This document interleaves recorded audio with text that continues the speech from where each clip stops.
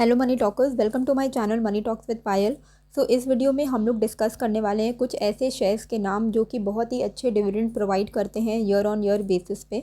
और डिविडेंड का जो फ़ायदा होता है वो ये होता है कि उससे आपका जो पोर्टफोलियो है वो थोड़ा स्टेबलाइज हो जाता है।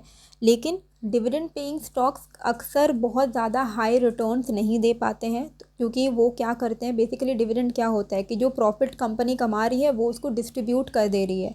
अगर वो डिस्ट्रीब्यूट कर देगी तो अल्टीमेटली वो अपने आप में कैपिटल री इन्वेस्ट नहीं कर पाएगी। तो इसीलिए उनमें आपको वो हाई ग्रोथ स्टॉक नहीं होते हैं, इसीलिए वो हाई ग्रोथ शेयर्स को आउट परफॉर्म नहीं कर पाते हैं। लेकिन वो आपके पोर्टफोलियो को स्टेबिलिटी देती है, जहाँ पे आपको एक तरीके का fixed income year on year basis पे थोड़े बहुत आ जाते हैं। अभी इसमें एक स्ट्रैटेजी क्या हो सकती है कि आप सपोज़ आपने इन्वेस्टमेंट किया है हाई ग्रोथ स्टॉक में, आपका 100 रुपये आपने इन्वेस्ट किया, 100 रुपये का आपका 150 रुपये बन गया।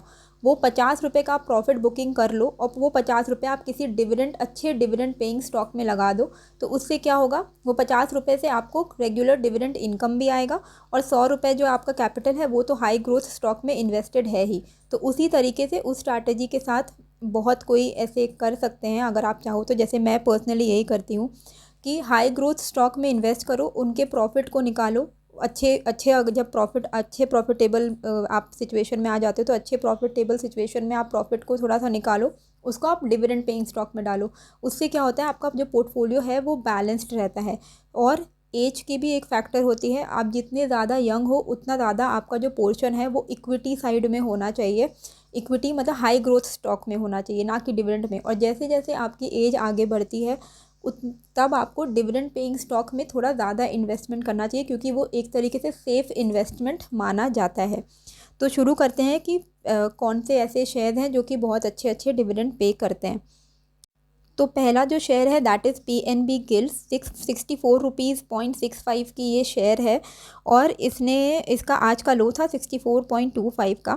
इसकी जो डिविडेंड यील्ड है per annum on an average that is 15.43%, मतलब 15.43% का एनुअल रिटर्न्स आपको डिविडेंड के थ्रू ये कंपनी देती है। इसकी PE रेशियो है 11.38 और इसने लास्ट डिविडेंड 3 रुपये पर शेयर का पे किया था। तो 64 रुपीज़ पे अभी इसका 64 है, उस वक्त थोड़ा और कम प्राइस चल रहा था। उस वक्त में इसने 3 रुपये पर शेयर का डिविडेंड पे किया था सितंबर 2021 में। और इसकी जो अर्निंग पर शेयर है दैट इज़ 5.70। और अच्छा डिविडेंड आपको मतलब एवरी ईयर आपको इसमें से अच्छे जो डिविडेंड यील्ड हैं वो मिल जाते हैं। ऑन एन एवरेज 15.43% का डिविडेंड यहाँ से मिलता है। सेकंड है कोल इंडिया, 167.70 की ये शेयर है। ये शेयर मेरे पास पर्सनली खुद भी है और 1973 की ये लार्ज कैप कंपनी है, निफ्टी 50 का भी पार्ट है।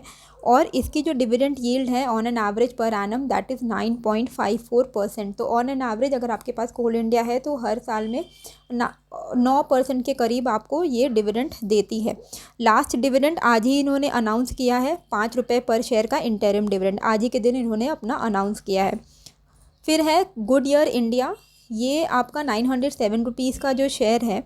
ये बेसिकली टायर कंपनी की कंपनी है जो कि manufacturing and trading of tyres, tube and flaps करती है। टायर, ट्यूब एंड फ्लैप को बनाती है, मैन्युफैक्चर करती है, ट्रेड करती है। साथ ही OEM यानी ओरिजिनल इक्विपमेंट मैन्युफैक्चरर को टायर सप्लाई करती है।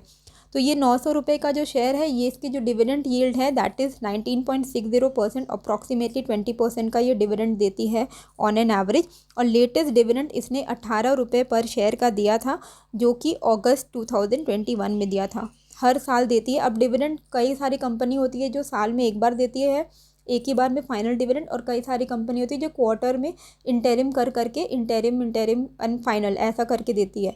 तो कई सारी कंपनी क्वार्टरली देती है, कई सारी कंपनी एनुअली देती है। तो ये कंपनी एनुअली डिविडेंड देती है, 19.60% का इनका एवरेज डिविडेंड यील्ड है।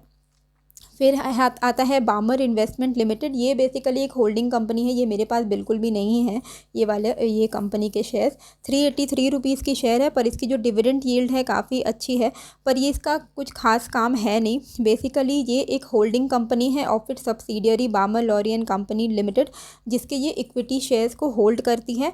और ये company is under the control of ministry of petroleum and natural gas, government of India. और इसकी जो डिविडेंड यील्ड है वो भी 10% के आसपास है पर एनम, 9.97% का इसका डिविडेंड यील्ड है। लास्ट डिविडेंड इसने 38 रुपीज़ पर शेयर का दिया था 2021 में। फिर है CESC, इसको लेके मैंने काफ़ी बार वीडियोस बनाए हैं कि मुझे लगता है कि इसमें काफ़ी ज़्यादा ग्रोथ पोटेंशियल है। 100 रुपये का तो ये पक्का से इसी साल के अंदर अंदर आपको 100 रुपये तोड़ता हुआ दिखेगा। 80 रुपीज़ की आज की रेट पे इसकी रेट चल रही है और इसका जो डिविडेंड यील्ड है वो 5.72% का है और लास्ट डिविडेंड इसने इसी महीने जनवरी में दिया था 2022 में 4.5 रुपये पर शेयर का। तो बेसिकली ये सारे शेयर्स में से आपके पास कौन से, ज़रूरी नहीं कि आप सारे शेयर्स रखो, कौन से शेयर्स हैं मुझे कमेंट करके ज़रूर बताइएगा। मेरे पास जैसे CESC एंड कोल इंडिया है, बाकी कोई और शेयर मेरे पास है नहीं। तो ऐसे ही आप भी, बहुत सारे ऐसे कंपनीज हैं जो डिविडेंड पे करते हैं। ITC भी अच्छा डिविडेंड पे करती है, ITC भी है मेरे पास। तो ऐसे में आप क्या कर सकते हो, जैसे मैंने आपको जो स्ट्रैटेजी बताई, प्रॉफिट बुकिंग करो हाई ग्रोथ स्टॉक में, वो प्रॉफिट को डिविडेंड स्टॉक्स में लगाओ, वहाँ से आपको सेफ़ इन्वेस्टमेंट हो जाएगा, एक तरीके का सेफ़ रिटर्न्स आपको मिलेंगे रेगुलर। तो आपके पास इसमें कौन से शेयर हैं मुझे कमेंट करके ज़रूर बताइएगा। नए हो तो सब्सक्राइब कर दीजिएगा। मिलते हैं फिर एक नए वीडियो के साथ। Thank you.